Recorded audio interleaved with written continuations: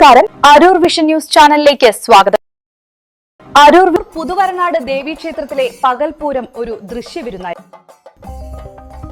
വാർത്തകൾ വിശദമായി.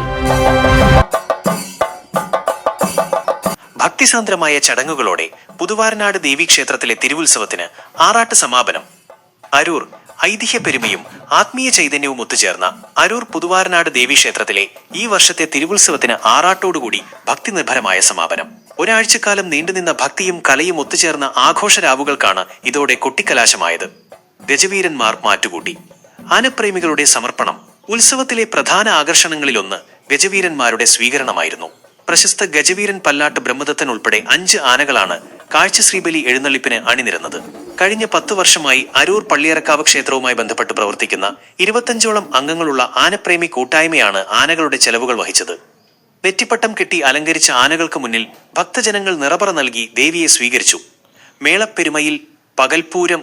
50ഓളം കലാകാരന്മാർ അണിനിരന്ന മേജർ സെറ്റ് പഞ്ചവാദ്യവും ചെണ്ടമേളവും ഉത്സവത്തിന് പകിട്ടേകി.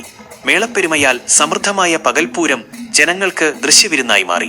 രാത്രിയിൽ നടന്ന വർണ്ണാഭമായ ചടങ്ങുകളും ഉത്സവത്തിന്റെ മാറ്റുകൂട്ടി. മതസൗഹാർദ്ദത്തിന്റെ ഉത്സവക്കാഴ്ച. ജാതിമത ഭേദമന്യേ അരൂരിലെയും പരിസര പ്രദേശങ്ങളിലെയും നൂറുകണക്കിന് ആളുകളാണ് ഉത്സവ ആഘോഷങ്ങളിൽ പങ്കുചേരാനെത്തിയത്. പ്രാദേശികമായ കൂട്ടായ്മയുടെയും മതസൗഹാർദ്ദത്തിന്റെയും പ്രതീകമായി മാറിയ ഈ വർഷത്തെ ഉത്സവം വൻ ജനപങ്കാളിത്തം കൊണ്ടും ശ്രദ്ധേയമായി.